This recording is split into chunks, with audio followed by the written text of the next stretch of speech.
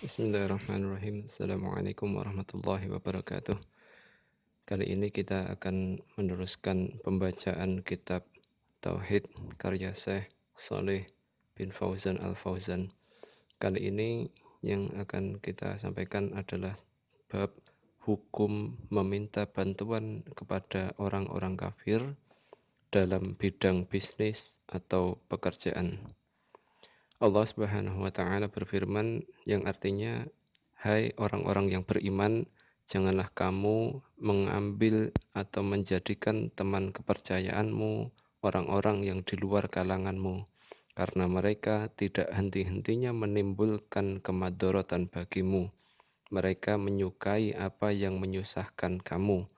Telah nyata kebencian dari mulut mereka, dan apa yang disembunyikan oleh hati mereka adalah jauh lebih besar lagi."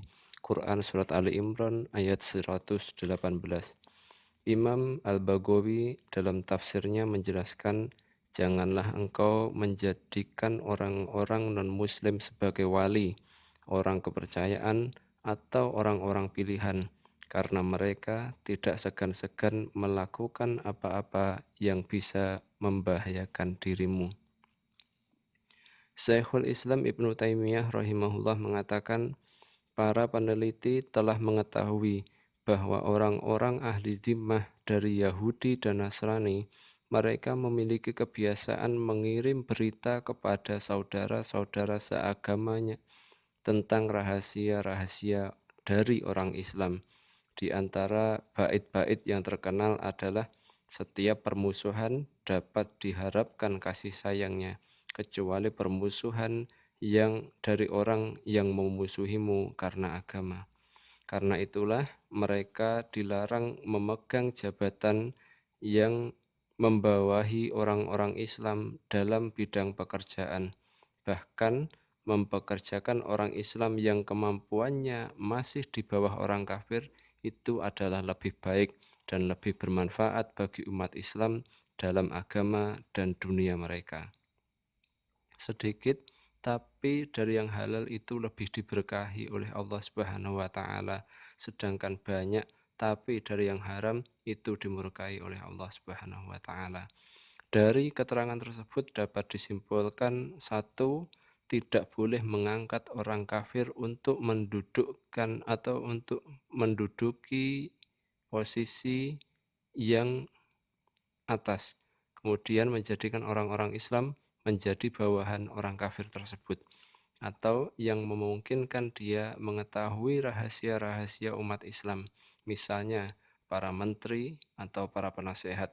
Karena Allah Subhanahu wa taala berfirman yang artinya, "Janganlah kamu ambil menjadi teman kepercayaanmu orang-orang yang di luar kalanganmu, karena mereka tidak henti-hentinya menimbulkan kemadharatan bagimu." Quran Surat Ali Imran ayat 118.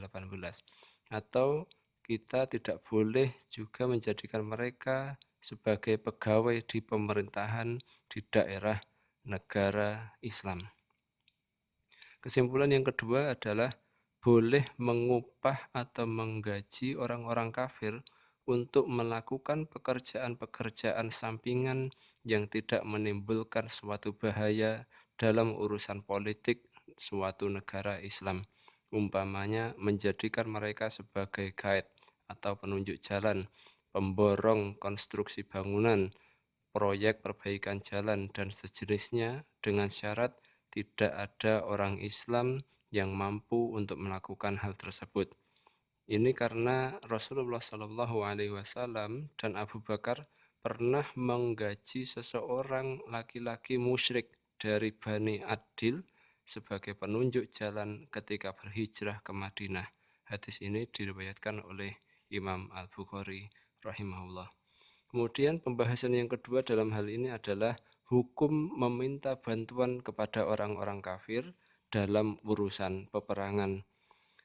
Dalam hal ini, Syekh Saleh bin Fauzan Al-Fauzan mengatakan, dalam masalah ini terdapat perbedaan pendapat di antara para ulama, dan yang benar adalah hukumnya boleh bila diperlukan dalam keadaan darurat, dan bila orang yang dimintai pertolongan itu mereka dapat dipercaya dalam masalah jihad.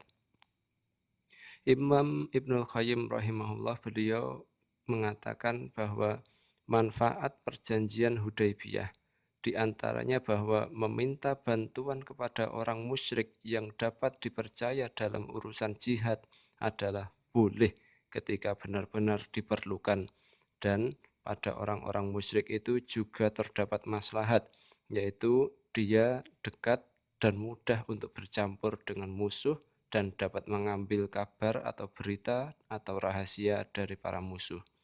Kemudian hukum meminta bantuan dari orang kafir dalam urusan peperangan juga dibolehkan ketika dalam keadaan darurat.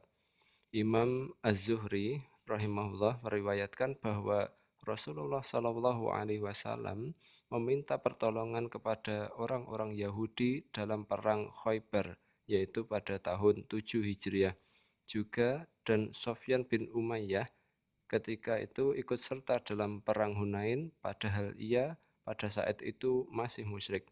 Termasuk darurat misalnya jumlah orang-orang kafir lebih banyak dan sangat ditakutkan, dengan syarat dia berpandangan baik terhadap kaum muslimin.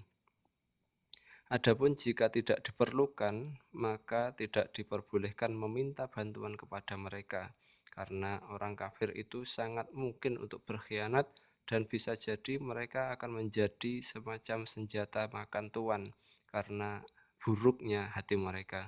Tetapi yang tampak dari ucapan Syekhul Islam Ibnu Taimiyah rahimahullah adalah bahwa hukumnya boleh meminta pertolongan kepada orang-orang kafir dalam urusan peperangan secara mutlak. Wallahu a'lam bishawab. Demikian pembacaan kitab At-Tauhid karya Syekh Shalih Fauzan Al-Fauzan untuk bab hukum meminta bantuan kepada orang-orang kafir dalam bidang bisnis atau pekerjaan, kemudian dalam urusan peperangan. Wassalamualaikum warahmatullahi wabarakatuh.